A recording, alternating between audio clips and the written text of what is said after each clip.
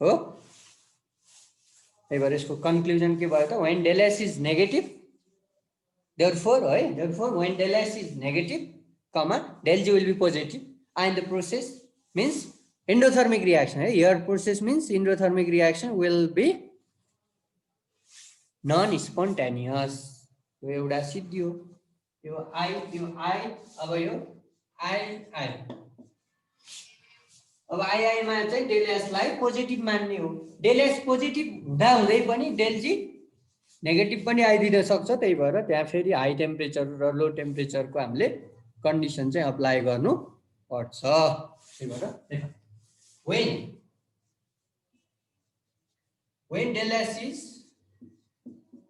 when del S is positive,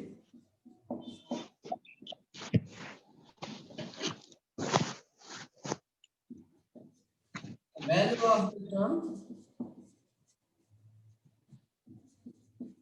the value of the term T del S will be positive, and equation equation third comes कस्तो हुन्छ त equation हेर्दा कस्तो के भयो, del G equal to positive छ, बीचमा नेगेटिभ छ र पछाडीको भ्यालुलाई हामीले के मानेको, पोजिटिभ भ्यालु।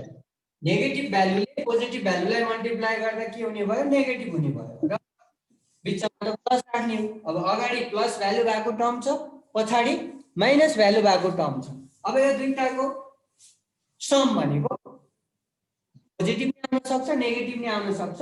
अब कुन भ्यालु ग्रेटर छ, अगाडिको कि पछाडिको। त्यही भएर यसको रिजल्ट भनेको पोजिटिभ अर नेगेटिभ हो है।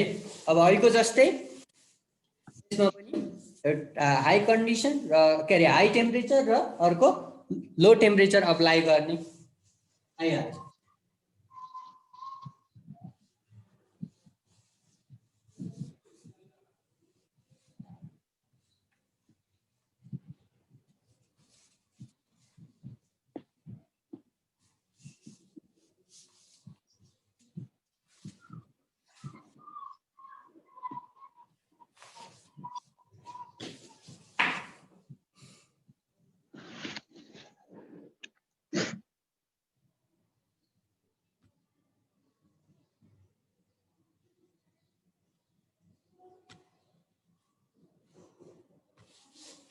ओके, अब कन्डिसन एप्लाई गर्नु पर्यो। अब ए कन्डिसनमा एट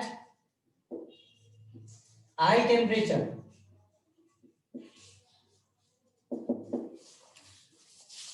हो, टेम्परेचर हाई भयो भने हेर्नु त, टेम्परेचर हाई भन्ने बित्तिकै पछाडिको भ्यालु ग्रेटर हो। पछाडिको भ्यालु ग्रेटर भनेको नेगेटिभ ग्रेटर भयो भने पोजिटिभ भन्दा रिजल्ट नेगेटिभमा आउँछ, डेल जी नेगेटिभमा आउँछ। त्यही भएर डेल जी नेगेटिभ भनेको स्पोन्टेनियस हो। त्यही भएर इन्डोथर्मिक रियाक्सन्स चाहिँ जहिले पनि हाई टेम्परेचरमा स्पोन्टेनियस हुन्छ। त्यही भएर कुनै पनि एन्डोथर्मिक रियाक्सनलाई हामीले स्पोन्टेनियस गराउनु छ भने टेम्परेचर जति बढाए पनि केही फरक पर्दैन।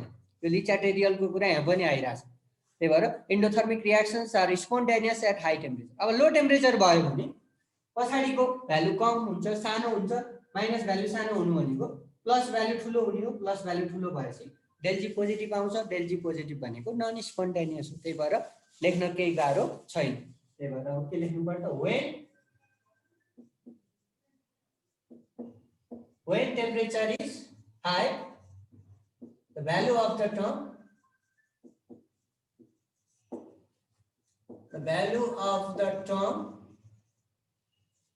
T del S,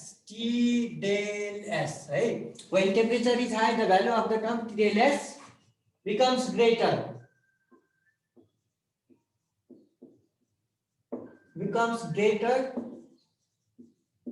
than the value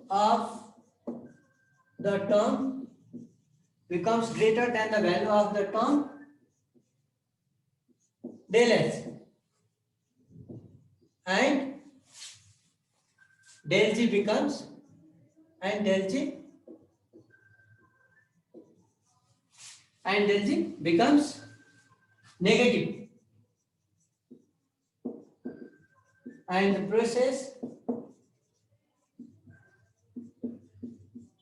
process becomes spontaneous. हो, यति कुरा लेख्नु पर्यो. When temperature is high, the value of the term del S becomes greater than the value of the term del H, and del G becomes negative, and the process becomes spontaneous भनेर लेख्नु पर्यो. त्यस्तै B मा at low temperature,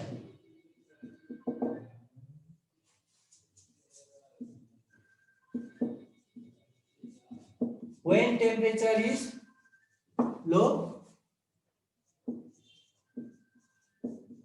the value of the term del H है, अब चाहिँ del H becomes, when temperature is low, the value of the term del H becomes greater than the value of the term T del S, and del G becomes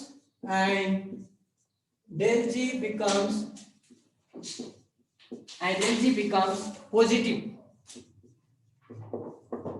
Del G becomes positive, and the process becomes non-spontaneous.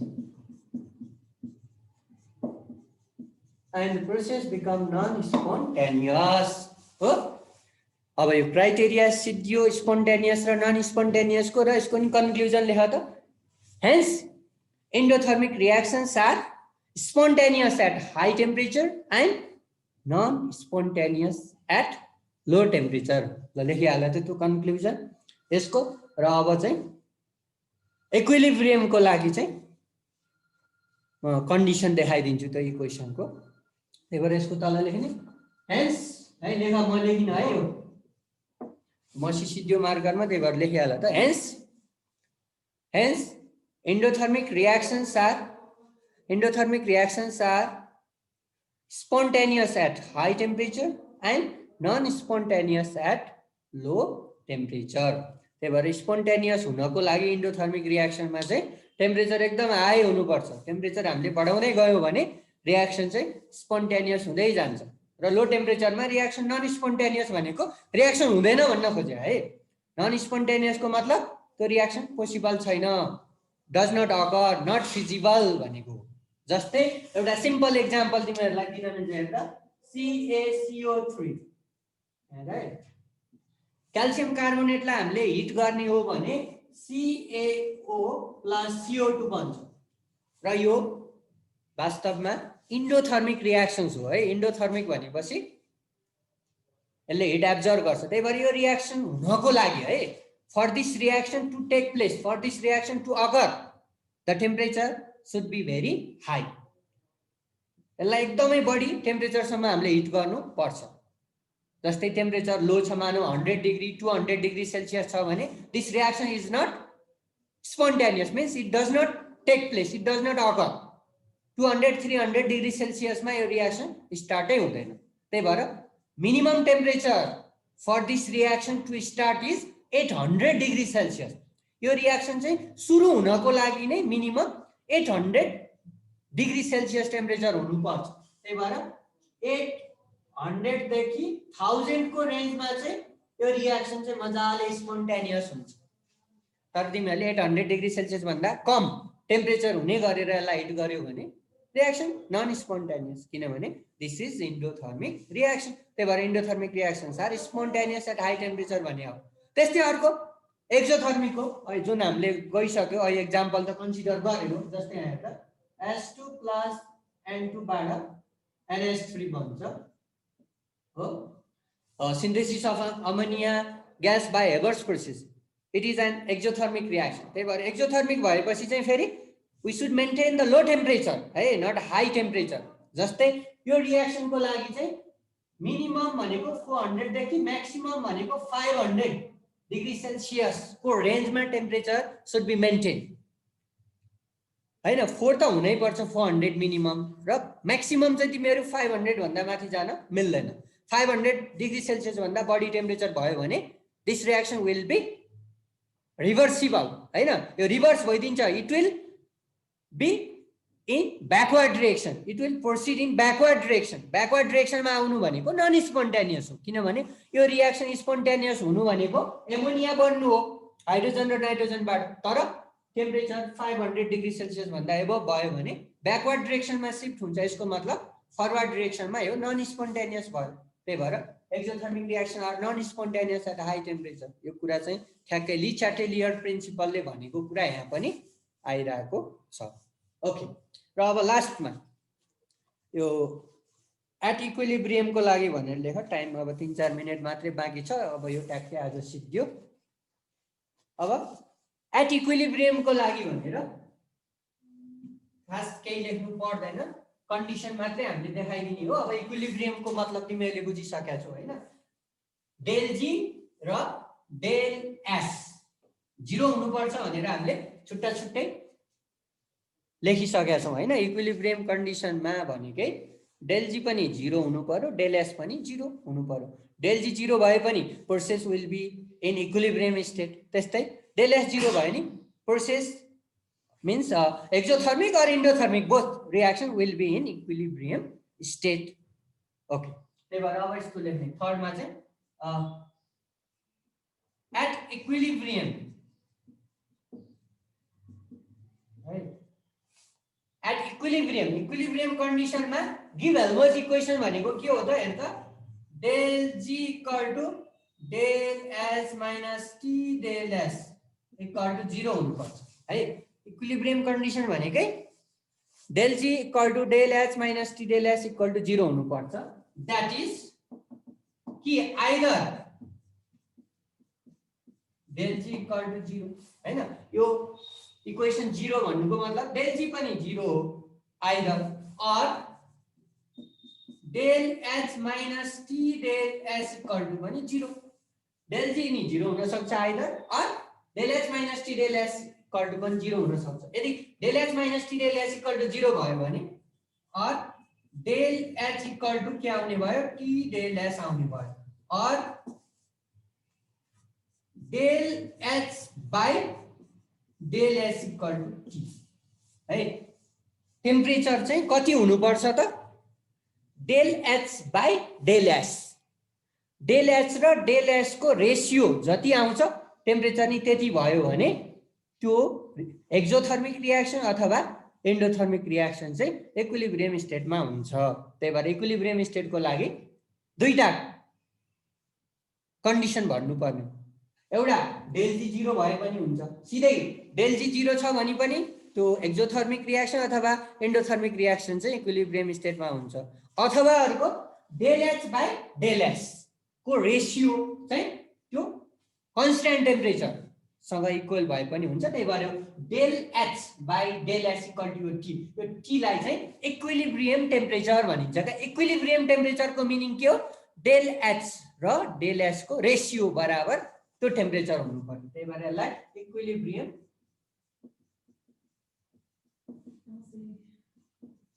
Temperature भनेर देखाएको छ। त्यही भएर यति हो है त। अब यसको सिद्धियो र यो च्याप्टरको लास्टमा एउटा तिमीहरूलाई म्याथमेटिकल रिलेसन छ, त्यो 2 मार्क्समा एक दुईचोटि न्युमेरिकल सोधेको छ। यो गिब्स फ्री एनर्जी चेन्ज र इक्विलिब्रियम कन्स्ट्यान्टको चाहिँ एउटा सिधै म्याथमेटिकल रिलेसन छ, त्यसको डेरिभेसन केही छैन, सिधै हाउ इज इक्विलिब्रियम कन्स्ट्यान्ट हो, equilibrium constant related with Gibbs free energy भनेर एउटा रिलेसन छ, म्याथमेटिकल रिलेसन हैन। त्यसलाई सिधै relationship between equilibrium constant and Gibbs free energy भनेर लेख माथि टपिक्समा।